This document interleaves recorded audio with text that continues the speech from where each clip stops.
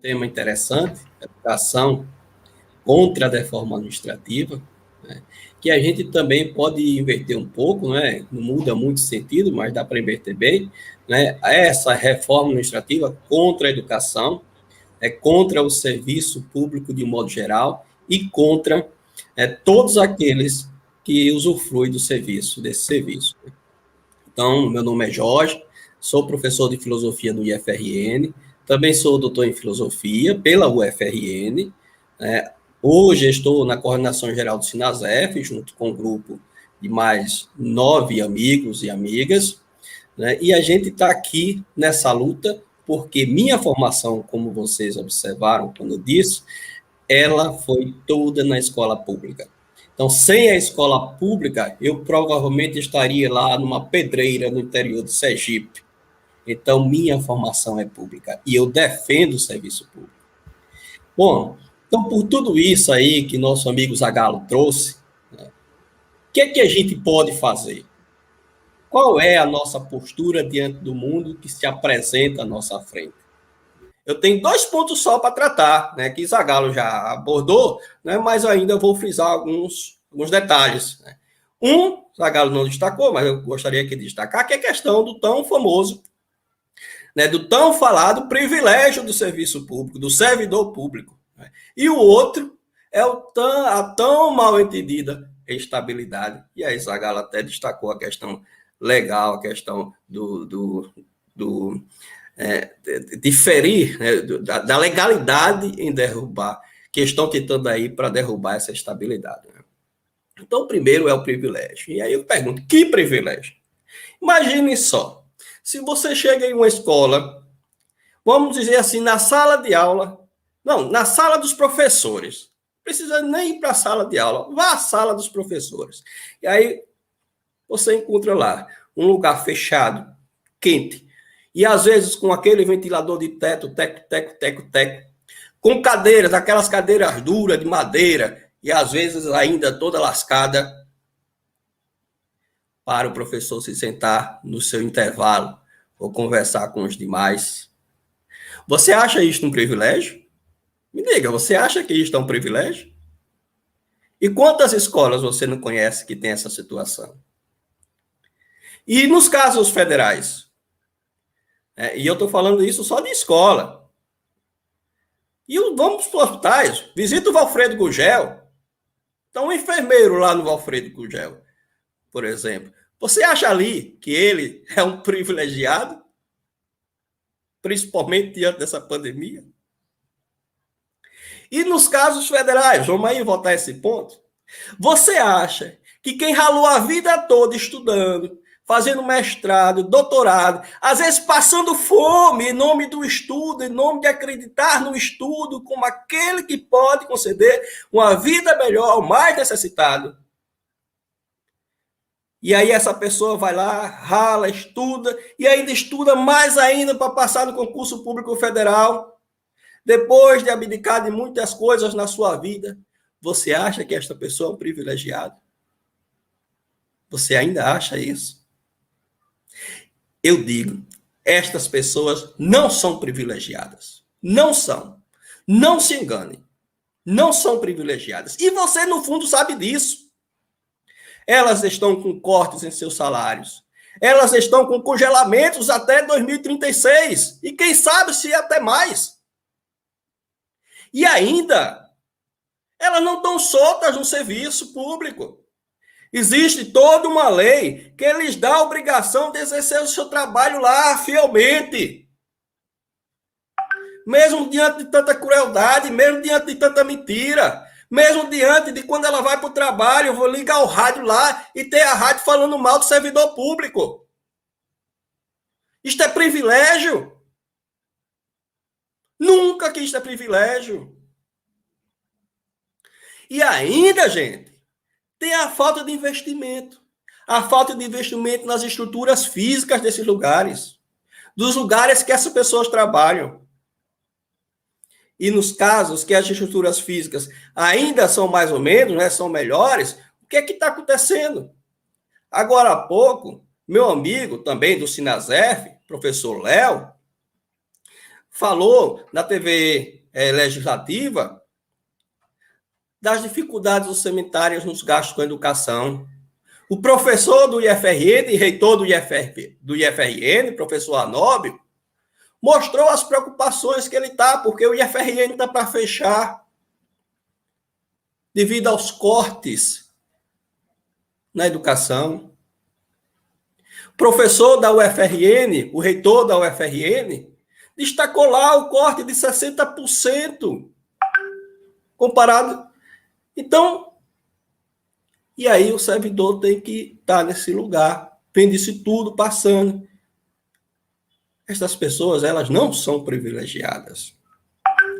Elas não são, elas estão vendo ali e batalhando e lutando para ver ainda o que pode fazer para que aqueles lugares, ainda que não foram depredados por falta de orçamento, por falta de recurso, para que eles se mantenham. Mas está difícil.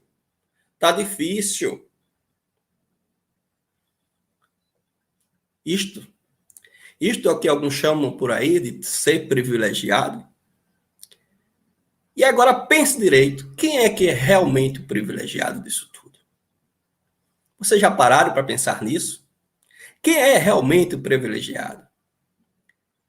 Quem defende a reforma administrativa está chamando esses trabalhadores de privilegiados.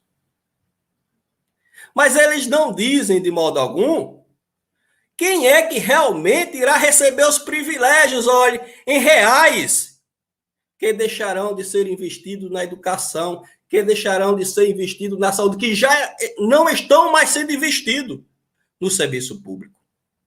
A reforma administrativa não atingirá os verdadeiros privilegiados. Por isso eu diga não à reforma administrativa. Então proteste e diga não à reforma administrativa. Diga não às ações cruéis desse governo, seja a nível municipal, seja a nível estadual, seja a nível federal.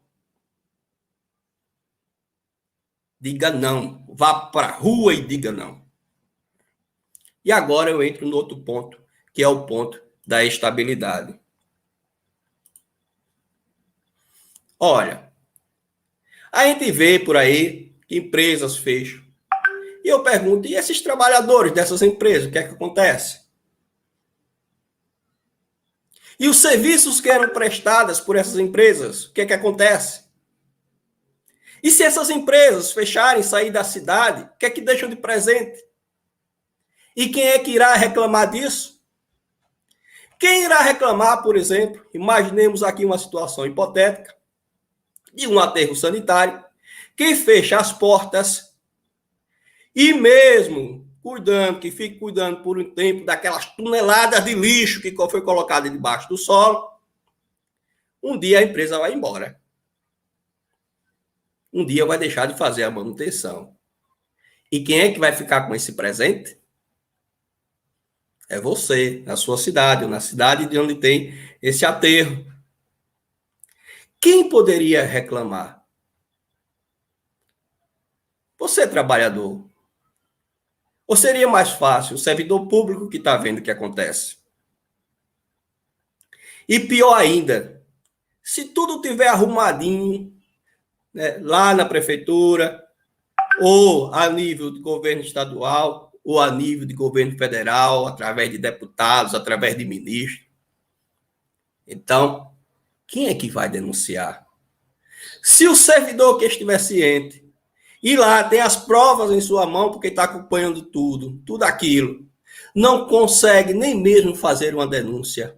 Você, cidadão, que mal tem tempo de descansar, porque chega em casa cansado do trabalho, às vezes mal tem tempo de ligar a TV, você irá fazer a denúncia?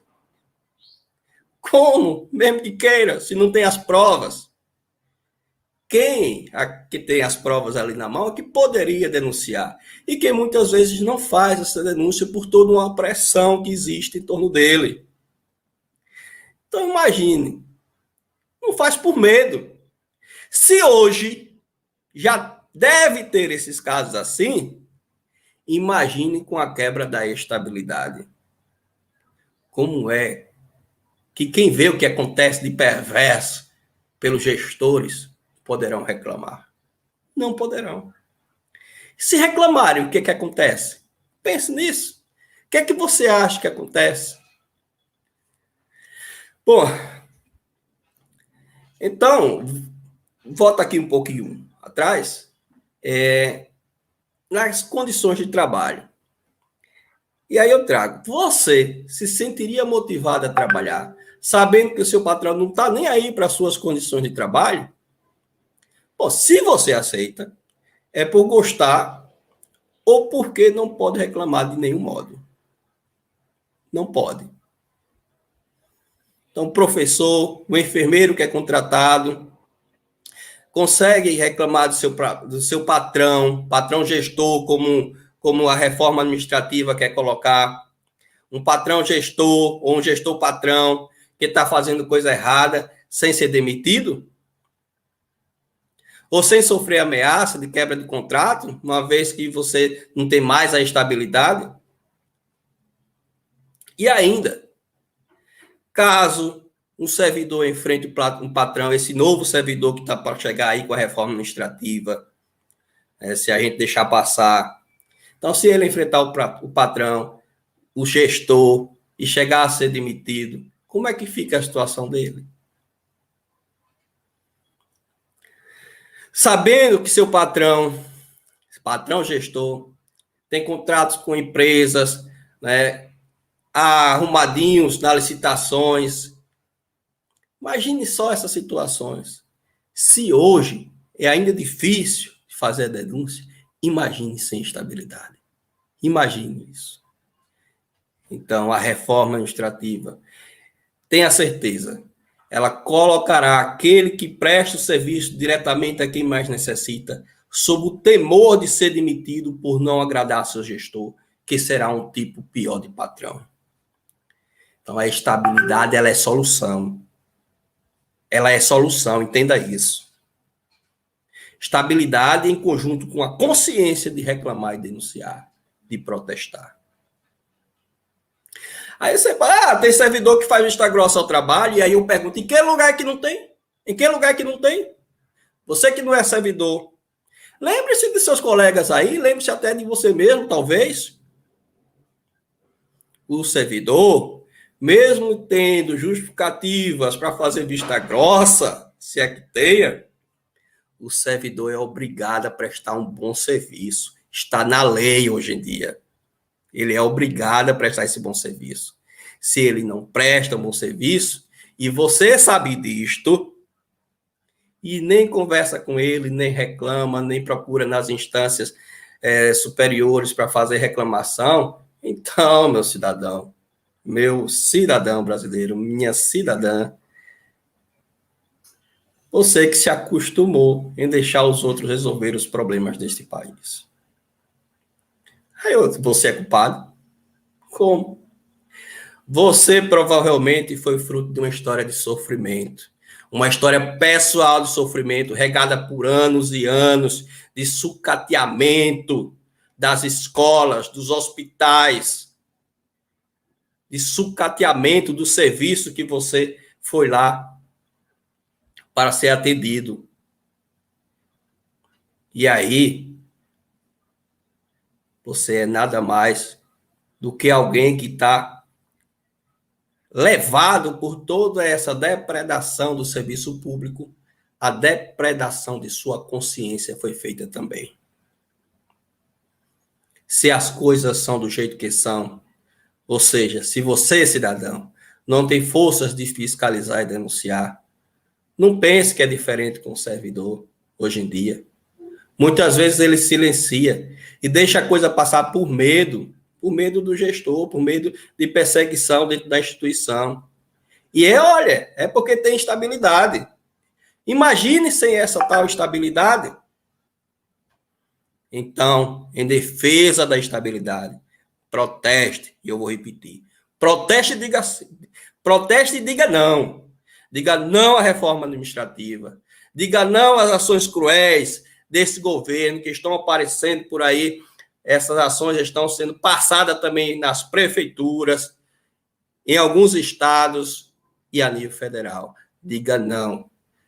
Vá para a rua e diga não. Proteste. né? E agora, se você é daqueles que apoiou na vida toda, né, e aí viu lá R$ 50 passar debaixo da porta um dia antes da eleição, ou se é daqueles que compraram uma carrada de areia, ou daqueles que, né, teve a casa reformada em período de eleição, ou é daqueles até que conseguiu um emprego para um parente, para um amigo, através de um vereador, através de um deputado, através do prefeito, ou através de qualquer ente da instituição pública. Se você é desses, eu lamento. Lamento mesmo, porque você se deixou levar por um caminho que não era para ter ido. Se você passou por isso, ou se viu alguém passar por isso, se revolte. Se revolte contra essa situação. Se revolte contra quem deixou R$ 50 debaixo da sua porta. Se revolte com quem ofereceu uma carrada de areia. Se revolte em quem ofereceu um emprego para seu amigo, para seu parente. Se revolte em troca de favor. Bota a mão na cabeça e veja o absurdo disso tudo. E se isso aconteceu alguma vez com você, ou mesmo de alguém que você conhece, não seria por isso mesmo que você deveria se revoltar contra essa pessoa?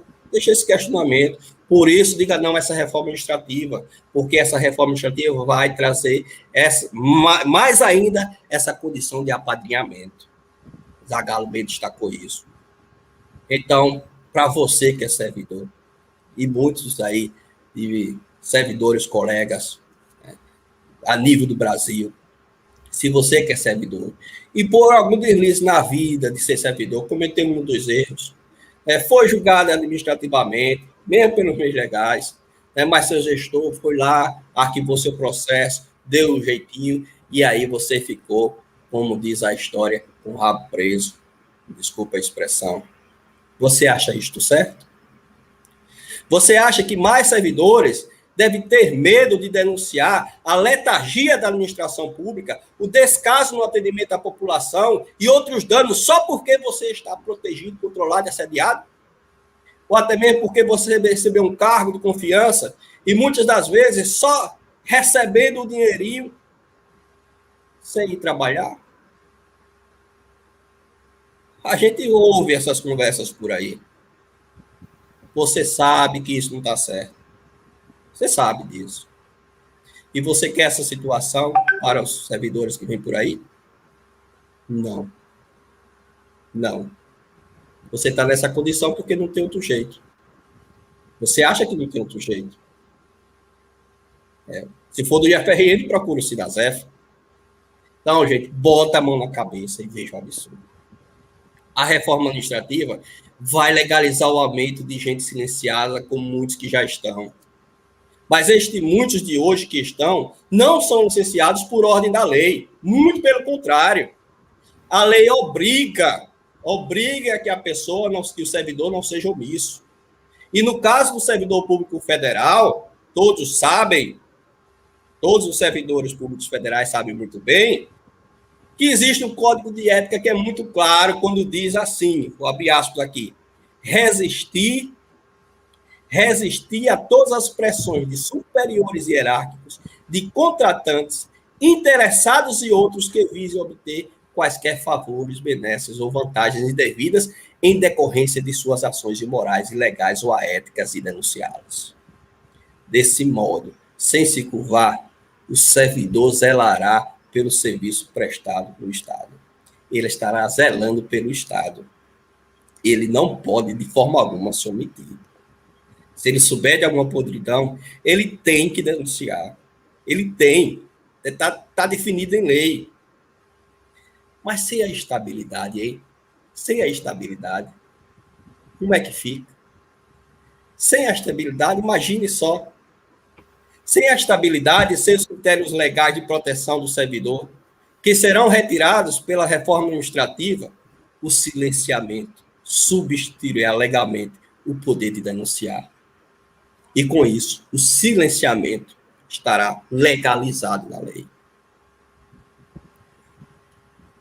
Se fôssemos atacar o problema de perto, Seria o servidor público o culpado? O que é que você acha seria?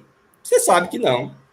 Você sabe que só defende isto, e olhe lá, tem alguns que defendem isto, não sei você, mas vamos dizer, se você defender isso, bota a mão no juízo.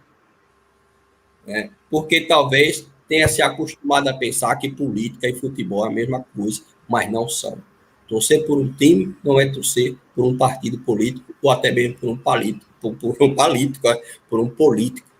O que um político consegue aprovar de lei ou consegue executar para o cidadão afeta o acesso à escola, ao médico, à polícia, afeta a prestação de qualidade de serviço público.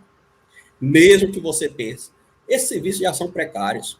Eu digo, isso não é culpa do servidor de verdade. Não, não é não. Aquele que enfrenta todas as dificuldades para prestar um serviço que preste. Que tudo isso tem relacionado com a reforma administrativa. Essa reforma administrativa ataca diretamente o servidor que presta diretamente o serviço público. Na minha fala, eu trouxe só duas coisinhas. Né? A tal... Né, Professor Jorge. Oi, passou o tempo, não foi? Já vou finalizar. Passou o tempo para concluir. Já vou finalizar. Então, aqui só destacando, né, a estabilidade do servidor e a coisa do privilégio.